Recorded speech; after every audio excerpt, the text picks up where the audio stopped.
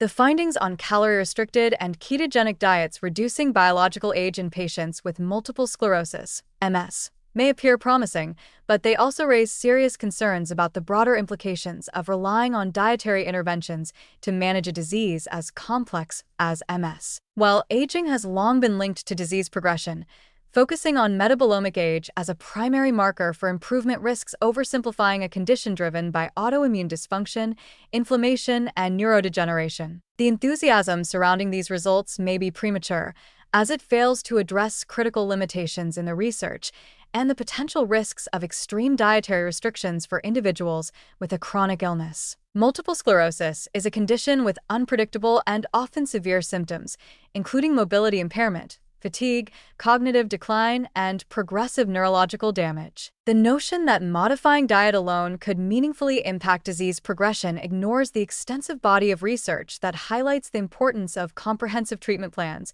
including disease-modifying therapies, DMTs, and multidisciplinary care. The small sample sizes and short duration of these studies further weaken the argument that dietary interventions should be widely recommended for MS patients. Reducing metabolomic age by a few years may not translate into actual clinical improvements, particularly when other critical markers of disease progression, such as MRI lesion activity, disability scores, and relapse rates, are not the central focus of these studies. There is also the risk that patients and healthcare providers may misinterpret these findings, leading to the overemphasis of dietary strategies at the expense of more effective medical treatments. The ketogenic diet, which requires strict carbohydrate restriction, has been associated with potential side effects, including increased cardiovascular risks, gastrointestinal issues, and nutrient deficiencies. Patients with MS already face heightened risks of metabolic and cardiovascular complications, and the long-term safety of these extreme dietary approaches remains uncertain.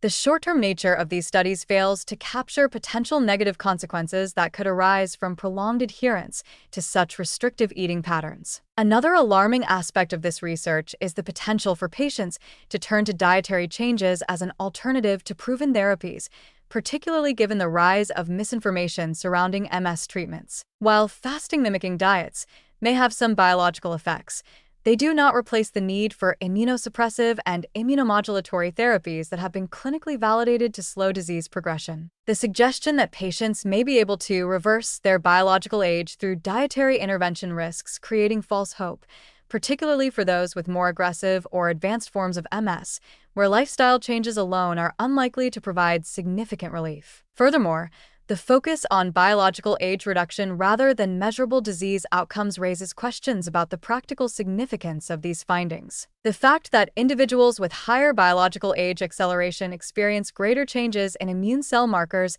does not necessarily mean these shifts translate to real-world benefits in MS symptom management or long-term prognosis. Without stronger evidence linking these biological changes to tangible improvements in mobility, cognitive function, or quality of life, the impact of such diets remains speculative at best. It is also concerning that the studies did not adequately address potential risks for patients with MS who may already struggle with weight loss, muscle atrophy, and energy deficits due to their condition. Extreme calorie restriction could exacerbate fatigue, weaken the immune system, or even contribute to greater neurological impairment over time.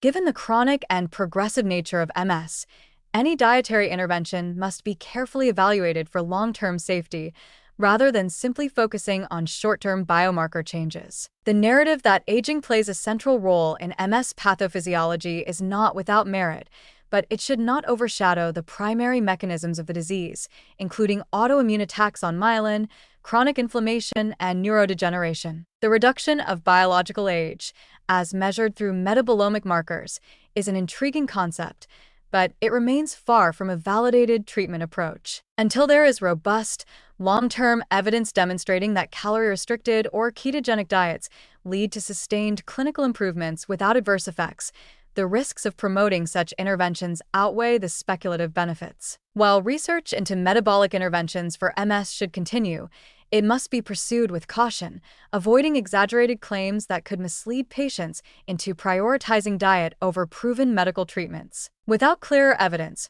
recommending extreme dietary changes based on biological age reduction alone is not only premature, but potentially dangerous.